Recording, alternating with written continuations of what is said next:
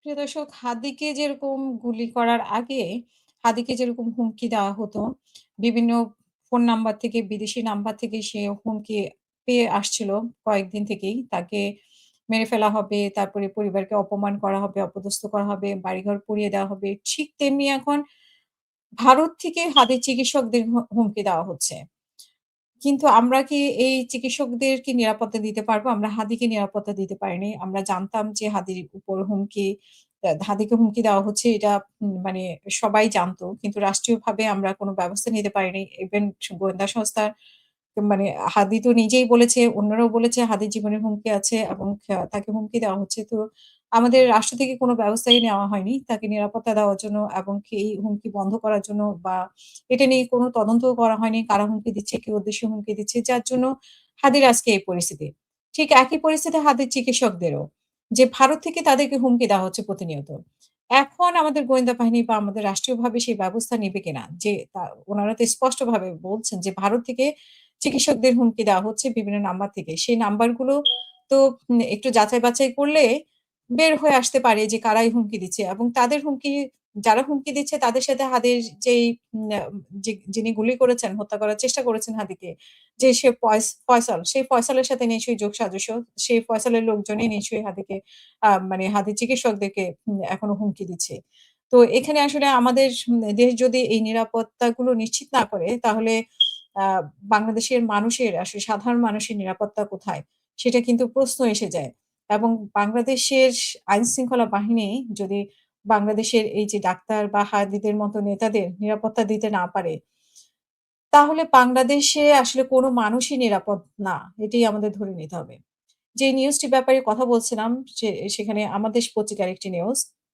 সেখানে বলা হয়েছে যে, আসন্ন জাতীয় সংসদ নির্বাচনে ঢাকা ৮ আসনের সম্ভাব্য প্রার্থী ও ইনকিলাব মঞ্চের মুখপাত্র শরীফ ওসমান হাদী গুলিবিদ্ধ হয়ে রাজধানী এবারকেয়ার হাসপাতালে চিকিৎসাধীন রয়েছে এবং তার চিকিৎসকদের দাবি ভারতের বিভিন্ন নাম্বার থেকে ফোন করে তাদের হুমকি দেওয়া হচ্ছে এবং ব্যক্তিগত নাম্বার ও অবস্থান সামাজিক যোগাযোগ মাধ্যমে ছড়িয়ে দেওয়া হয়েছে।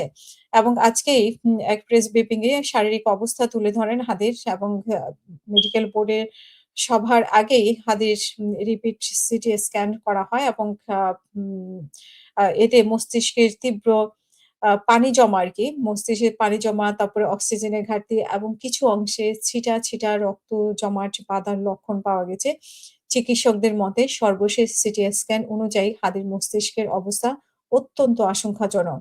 চিকিৎসকরা আরো অভিযোগ করেন যে হাদির চিকিৎসায় যুক্ত চিকিৎসকরা বিভিন্ন মাধ্যমে হুমকির মুখে পড়েছে।